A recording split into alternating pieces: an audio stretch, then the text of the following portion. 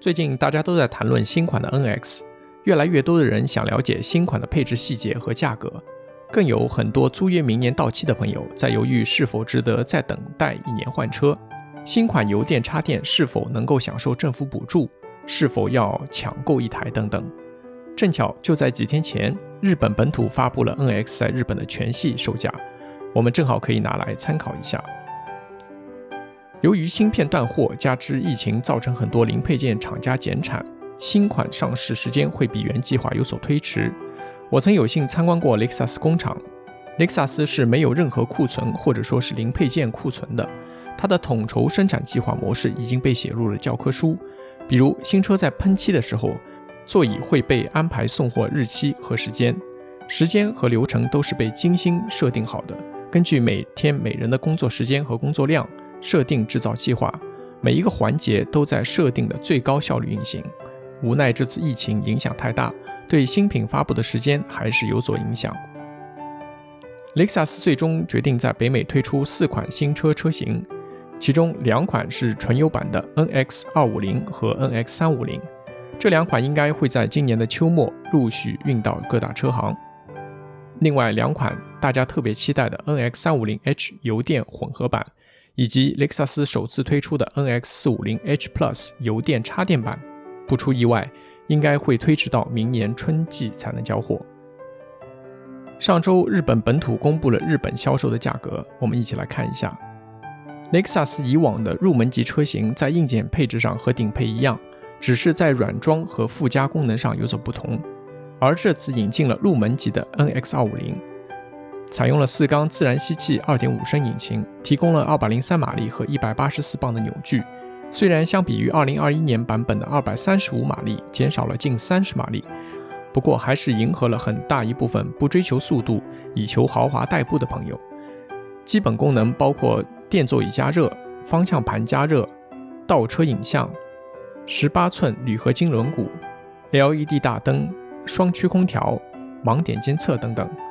这款入门级的 NX 在日本的售价是税后482万日元，折合税前49846加币。这个价格其实和现在2021年款的普通版升级包非常接近，在这个物价飞涨、通货膨胀、成本不断上涨的时代，还能保持这个价格也算是业界良心了。再来看看这次全新升级版的 NX350， 采用了全新的4缸 2.4 升涡轮增压引擎，提供高达275马力和317磅扭矩的动力输出，配以8速变速箱，从0到100公里的加速是 6.8 秒，这么高的扭矩估计起步就是起飞了。这个速度已经可以和保时捷马看的标准版248马力、273扭矩有的一拼了。看来这次雷克萨斯要完全改变以往佛系形象特色，而更倾向于年轻化。从新版的配置分类来看，这款车应该是雷克萨斯 NX 系列未来几年的主推车型。除了分成普通版和运动版之外，还有6种不同的配置包。不过在日本销售的只有1款运动版顶级车型。这款车在日本的销售价格是税后599万日元，折合税前61945加币。不过日本好像没有这么多的配置包，所以这个价格可以给大家一个区间浮动的参考。我估计 NX350 的市场细分价格会控制在5万到6万加币左右。其实 NX350 基础包就已经非常让人期待了，包括20英寸铝合金轮毂、14英寸大触摸屏、全景天窗、64色的氛围灯、无线充电、无线手机 Apple CarPlay、倒车影像和前后保险杠的停车辅助，还有非常炫酷的自动变线辅助。以后在高速行驶，只要想变道，只需要打方向灯，车辆会根据你的车速和前后左右的车距，并检查盲点，自动选择相应的车速和时机，在4到6秒之内进行安全变道。还有更为豪华的行政包等等，我会在以后的视频里慢慢给大家讲解。NX350 的油电版也是大家非常关心的一款车，新款采用了4缸 2.5 升油电引擎，动力输出达到了239马力，比2021年款提高了近 20%。 丰田的油电技术还是非常先进的，想了解更多油电是否能真的省油，可以点击视频右上方的油电混动视频。加拿大官方宣布，到2035年，力求不再销售纯油版的汽车，二手车和政府用车除外，所以大家对油电车的关心程度与日俱增。为此，新款的 NX350 也准备了5个不同的配置包。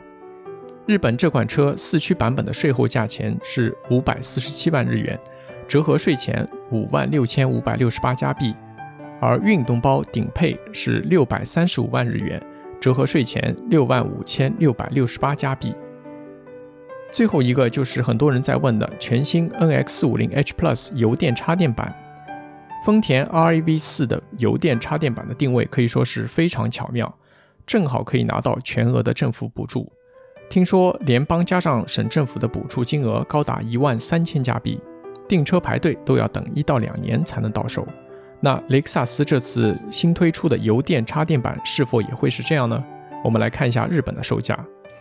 日本的基础款 NX450H Plus 的售价是税后714万日元，折合税前73838加币。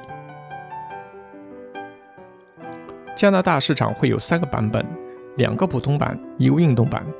而这款车的顶配运动版在日本的售价是738万日元，折合税前76320加币。在这里要申请环保补助的朋友要注意了，对于符合要求的车辆包括售价才能拿到补助。根据目前的补助条款，零售价不能超过6万加币，所以从这个角度上来说，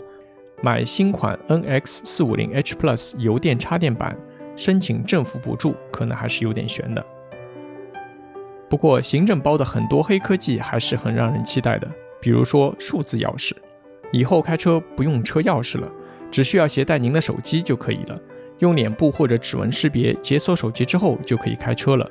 要出借您的爱车，还可以发送数字钥匙到另外一部手机上，并且能限制对方的使用时间和公里数等等。此外，还可以通过手机遥控停车和出车。估计未来几年，手机一按，汽车便会自动开到您的面前。还有更多的黑科技会扑面而来，您准备好了吗？